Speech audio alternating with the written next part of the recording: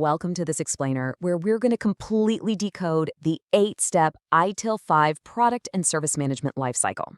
Look, we're taking this from a dense, kind of dry academic checklist and transforming it into a dynamic, living ecosystem. If you're gearing up for an exam or you really want to ace that upcoming management interview, well, you are absolutely in the right place. So let's just dive right in.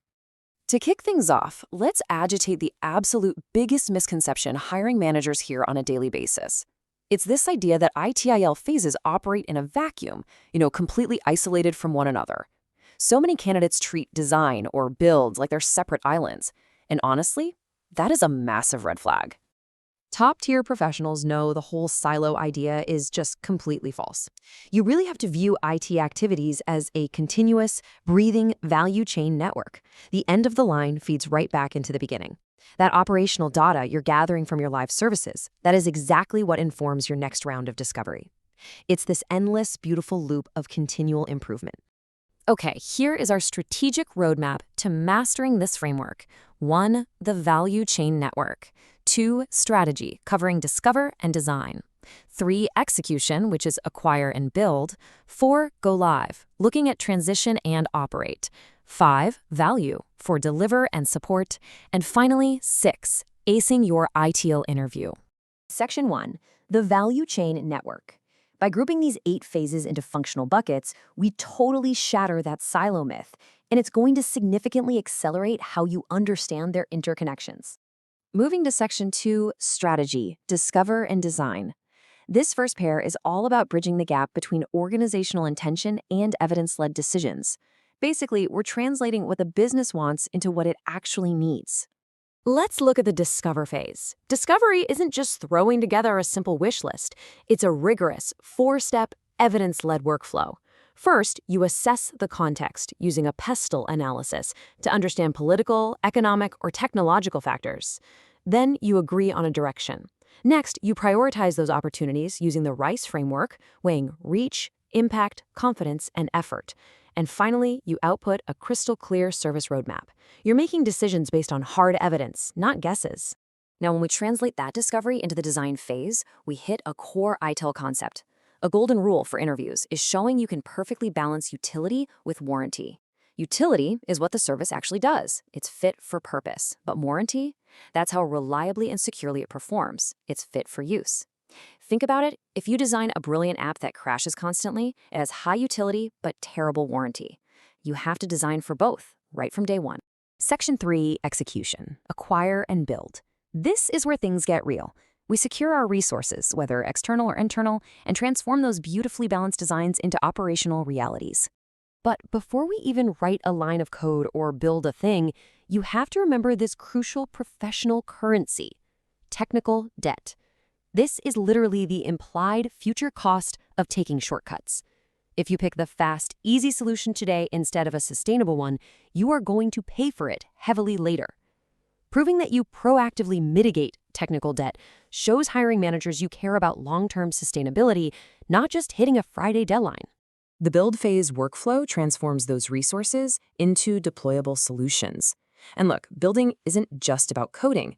It's rigorous quality assurance, continuous integration, and really smart automated testing.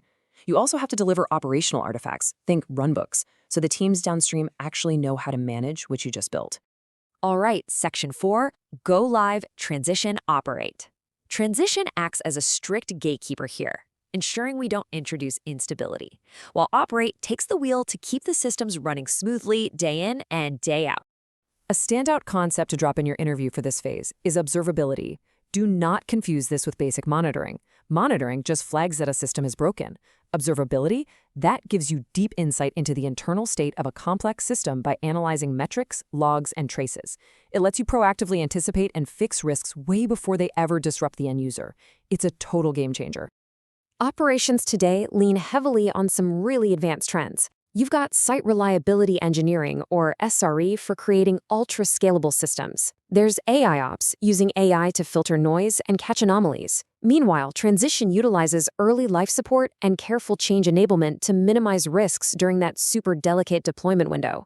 Section 5, Value, Deliver and Support. Our final pair is all about value, realization. This phase splits the live and user experience into two distinct camps: proactive delivery and reactive support. Now here is a classic interview trap: confusing delivery with support. You have to contrast them distinctly. Deliver is the proactive provision of services. It's fulfilling standard requests, hitting SLAs, and onboarding users smoothly. Support, on the flip side, is totally reactive. It is crisis management. It's putting out fires, addressing unexpected incidents, and desperately restoring stability. Within that support phase, it's just as vital to distinguish between an incident and a problem. An incident means the service is disrupted right now, and your only goal is immediate restoration. A problem, however, means you're investigating the underlying root cause. By finding that root cause, you can apply shift-left practices to initiate improvements early in the life cycle, ensuring that incident never, ever happens again. Finally, Section 6, acing your ITIL interview. Let's take a step back here. I want to act as your insider coach for a minute, giving you the exact strategic phrasing hiring managers actively listen for when they evaluate senior ITIL candidates. If you integrate these professional collocations into your vocabulary, it will instantly elevate your answers. Talk about how you mitigate operational risks or bridge the gap between business needs and tech solutions. Mention how data lets you drive continual improvement, how you foster collaboration, and how you always weigh the total cost of ownership. Using these phrases makes you sound like a seasoned insider who completely gets the business value of ITIL. For example, if they ask about the build phase, drop a golden sentence exactly like this one. It proves you care about immediate execution, sure, but also long-term service quality. It shows you know that taking a shortcut today guarantees operational instability tomorrow. Or try using this strategic phrase to show the transition isn't just about smashing the deploy button. It's about rigorous operational readiness. It's making sure runbooks are complete, early life support is ready to go, and knowledge transfer actually happened so the live environment stays completely secure. Think of this strategic summary as your ultimate mental cheat sheet.